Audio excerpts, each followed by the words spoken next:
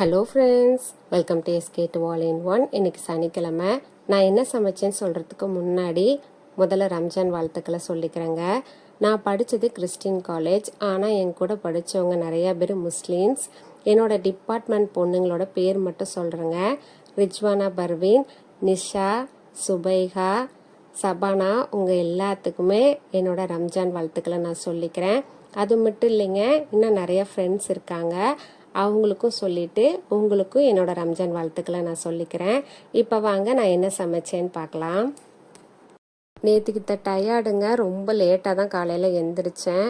என்னோடய ஹஸ்பண்ட்டை எப்பயும் போல் 7 மணிக்கு பேசினேங்க. அதுக்கப்புறம் தூக்க கலக்கத்தில் மறுபடியும் 7 மணிக்கே அலாரம் வச்சுட்டு மறுபடியும் படுத்து தூங்கிட்டேன். ஓகே, அலாரம் அடிக்கும், எழுந்திரிச்சிக்கலாம் அப்படின்னு நினச்சிட்டே இருந்தேங்க. அலாரமே அடிக்கலை. ஏன்டா அலாரமே அடிக்கலை அப்படின்னு சொல்லிட்டு முழிச்சு பார்த்தேன். மணி 8 ஆயிடுச்சு. ஓகே, பதட்டப்படக்கூடாது, பொறுமையாக வேலை பார்த்தோம்னா தான் எதாக இருந்தாலும் செய்ய முடியும் 1 ஹவரில் அப்படின்னு.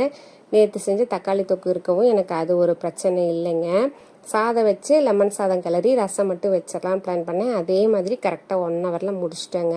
என்னோடய ஹஸ்பண்டுக்கு பிரேக்ஃபாஸ்ட்டுக்கு தோசை, தொட்டுக்கிறதுக்கு தக்காளி தொக்கு, லஞ்சுக்கு லெமன் சாதம், ரசம் வச்சு பேக் பண்ணி கொடுத்து விட்டுட்டேன். நாங்களும் தோசை சுட்டு தக்காளி தொக்கையை வச்சு சாப்பிட்டோம். சரி, மதியம் ஏதாவது லஞ்ச் செய்யலாம் அப்படின்னு நினச்சேங்க. காலையில் செஞ்ச லெமன் சாதமே இருந்தது. நாங்கள் எல்லோரும் சாப்பிட்டு முடிச்சிட்டோம். அதுக்கப்புறம் டிவி தாங்க பார்த்துட்டு இருந்தோம். நல்லா ரெஸ்ட் எடுத்தேன்.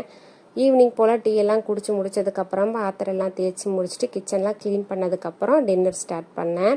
டின்னருக்கு கொஞ்சம் டிஃப்ரெண்ட்டாக பண்ணலாமே அப்படின்னு உருளைக்கிழங்கு ஃப்ரெஷ் பச்சை பட்டாணிலாம் போட்டு மசாலா மாதிரி பண்ணியிருந்தேங்க.